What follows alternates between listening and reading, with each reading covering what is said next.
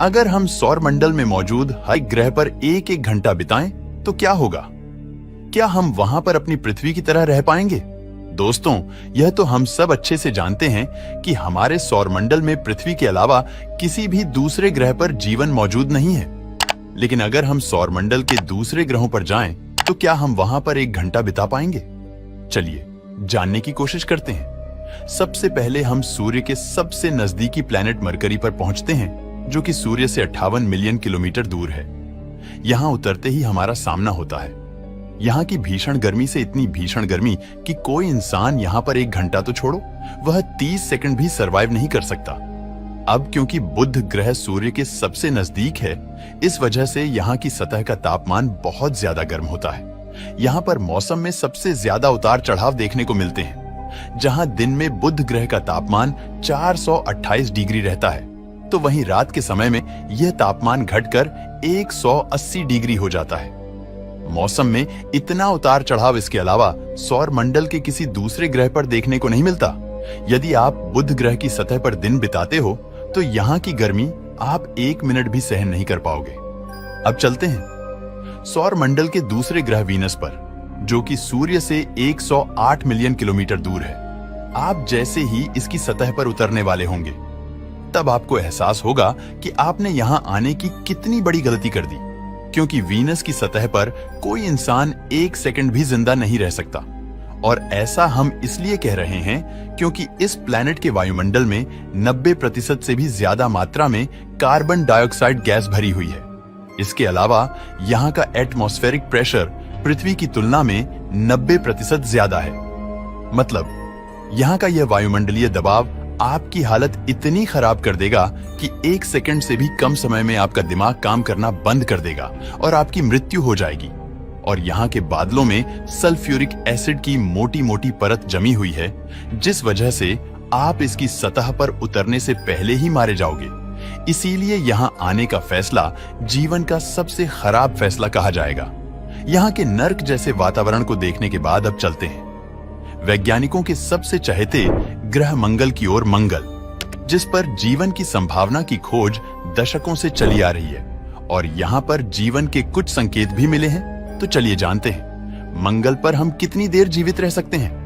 मंगल हमारे सौर मंडल का 4 नंबर का ग्रह है, जो कि सूर्य से 250 मिलियन किलोमीटर दूर है।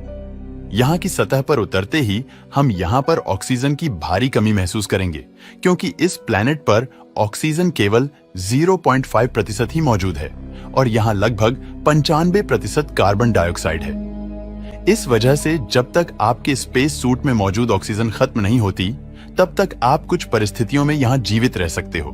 बिना स्पेस सूट के आप यहाँ पर महज 1 मिनट तक ही सरवाइव कर पाओगे। इसके अलावा यहाँ का टेम्परेचर -60 डिग्री रहता है, जिसमें सरवाइव कर पाना इंसानों के लिए अभी नामुमकिन है। हालांकि वैज्ञानिक यहाँ पर इंसानों की बस्ती बसाने की सोच रहे हैं, तो देखने वाली बात यह होगी कि वैज्ञानिक अपने इस मिशन में किस हद तक कामयाब होंगे।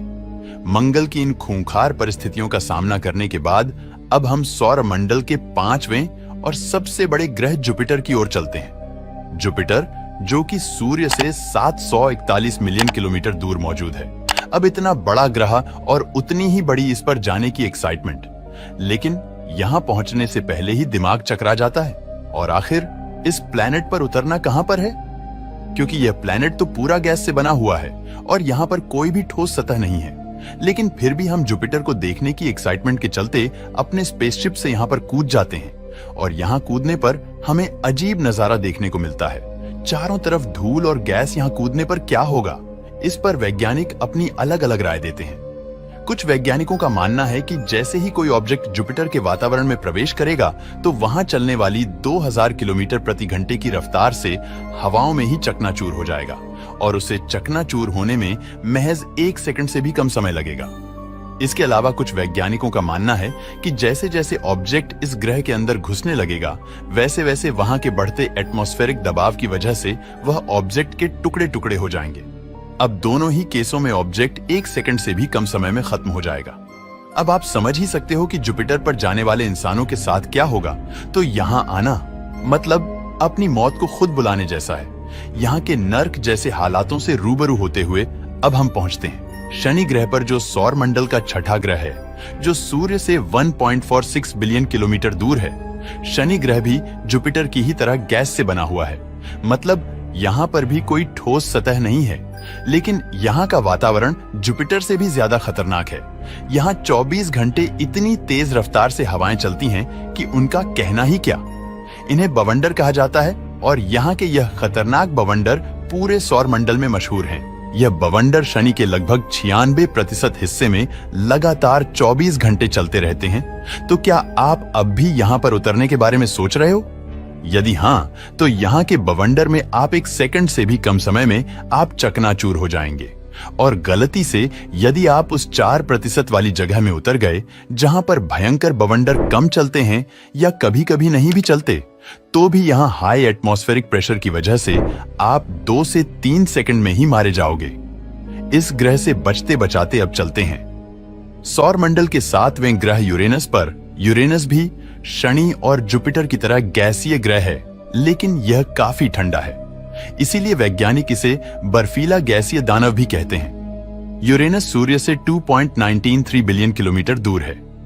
इस वजह से यहां सूर्य का प्रकाश बहुत कम पहुंचता है। इसीलिए भी यह ग्रह बहुत ठंडा है। इस ग्रह का तापमान कम से कम लगभग -224 डिग्री रहता है। अब आप सोच सकते हो कि यहां पर पहुंचने पर क्या होगा।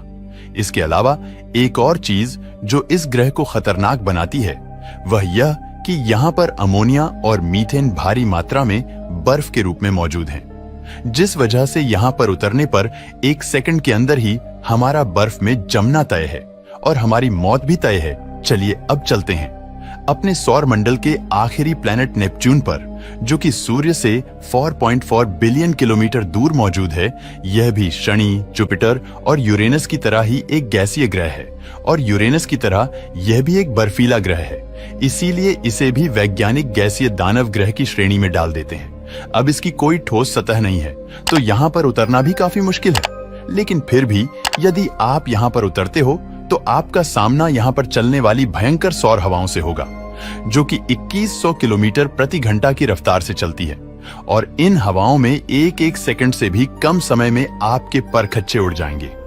यह हवाएं 24 घंटे चलती रहती हैं। इसीलिए पहली बात तो यह कि आप यहाँ पर उतर ही नहीं सकते, और अगर जैसे तैसे करके आप यहाँ पर उतर भी गए तो 1 सेकंड तक आप सरवाइव ही नहीं कर सकते। दोस्तों, हमारे सौर मंडल के पृथ्वी को छोड़कर सभी ग्रह इतने खतरनाक हैं कि वहां पर 1 घंटे तक सरवाइव करना मुश्किल ही नहीं, नामुमकिन है। दोस्तों, अगर आपको मौका मिला तो किस ग्रह पर जाना चाहोगे, हमें कमेंट में जरूर बताना।